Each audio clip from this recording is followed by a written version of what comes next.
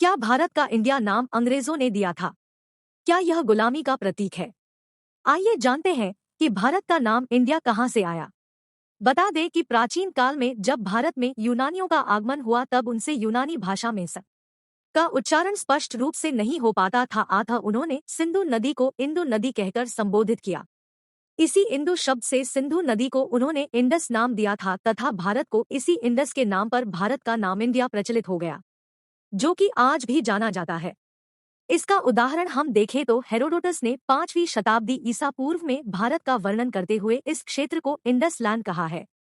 साथ ही आपको बताते चले कि चंद्रगुप्त मौर्य के काल में जब मेगास्थनीज भारत आया था तब उसने भी भारत का वर्णन अपनी पुस्तक इंडिका में किया है।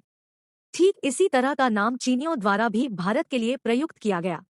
गौरतलब है कि चीनी यात्री ह्वेनसांग, जिसने ग्रंथ स्यूकी की रचना की थी, जो कि हर्षवर्धन के शासनकाल में भारत आया था, उसने व अन्य चीनी यात्रियों ने भारत को उस समय यिंतु कहकर संबोधित किया था। अतः इंडिया भी भारत का एक प्राचीन नाम है, इसलिए यह कहना बिल्कुल मूर्खतापूर्ण है कि अंग्रेजों ने हमें यह नाम दिया। बल्कि यह कहा जा सकता है कि अंग्रेजों को भारत के अन्य नामों का उच्चारण करने में दिक्कत होती थी, इसी कारण से उन्होंने सरलता के चलते भारत के इंडिया नाम का ही सर्वाधिक उपयोग किया।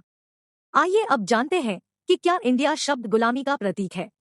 वास्तव में यह 16वीं और 17वीं शताब्दी की बात है, जब इंडिया नाम सर्वाधिक प्रचलन में आया।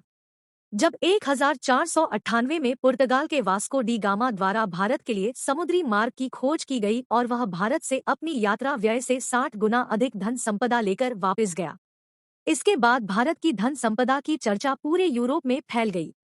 हालांकि भारत की धन संपदा की चर्चा पहले से थी, परंतु यूरोपीय व्यापारिक कंपनियों ने भारतीय तटों पर अपनी व्यापारिक पकड़ बनाने के लिए खुलेआम हाथापाई शुरू कर दी थी। इस तीव्र प्रतिस्पर्धा के साथ ईस्ट इंडिया एक आम शब्द बन गया, जो लगभग इन सभी कंपनियों के नामों में देखने को मिलता था। जैसे हम सभी ने ब्रिटिश ईस्ट इंडिया कंपनी के बारे में सुना और जाना है, लेकिन हमें यह जानना चाहिए कि अकेले अंग्रेजों के पास अपनी ईस्ट इंडिया कंपनी नहीं थी, बल्कि उस समय की कई अन्य साम्राज्यवादी और औपनिवेशिक प्रतिस्पर्धी शक्तियों के पास अपने स्वयं के ईस्ट इंडिया कंपनी जैसे एक डच कंपनी थी, जिसे नीदरलैंड की यूनाइटेड ईस्ट कंपनी कहा जाता था। फ्रांसीसियों के पास French East India India company के पास पुर्तगाली कॉम्पेनिया द इंडिया ओरिएंटल थी। इन सभी कंपनियों में आपको इंडिया शब्द देखने को मिल जाएगा। लेकिन ये सभी कंपनियां तब भारत को गुलाम बनाने के लिए नहीं, बल्कि भारत धन संपदा से आकर्षित होकर मात्र व्यापार के उद्देश्य से भारत आई थी। लेकिन कुछ ही वर्षों में यहाँ रहकर अंग्रेजों को इस बात का एहसास हो गया कि भारत में राजाओं में आपसी रंजिश चरम पर है, भारत में जातिगत संघर्ष और भेदभाव काफी व्यापक है, तो क्यों ना इन्हें आपस में लड़ाकर और फूट डालकर इस देश की धन संपदा पर अपना कब्जा किया जाए। और अंग्रेजों ने वैसा ही किया, और जो कंपनी मात्र व्यापार करने के लिए यहाँ के राजाओं से हाथ पैर जोड़ रही थी, अब उन्होंने फुट डालो और राज करो की नीति के तहत भारत को आसानी से गुलाम बना लिया।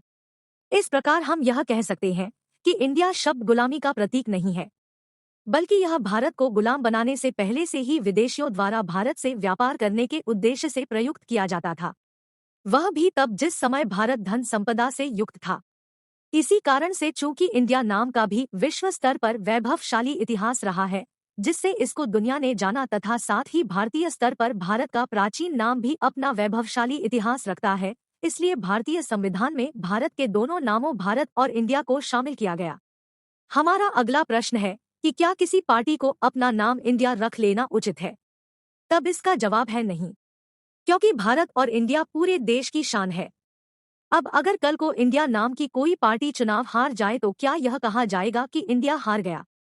या कल को कोई पार्टी अपना नाम भारत रख ले तो क्या अगर वह कोई चुनाव हारती है तो यह कहा जाएगा कि भारत हार गया?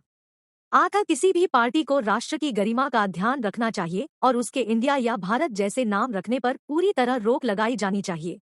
उम्मीद है आपको जानकारी अच्छी लगी होगी। यदि आपको कोई बात अच्छी नहीं लगी तो हम क्षमा चाहते हैं, लेकिन हमें अपने राष्ट्र का पूरा सम्मान करना चाहिए और इस तरह के विवादों से बचना चाहिए। आगे यही कहना है। भारत माता की जय। I love my India. जय हिंद।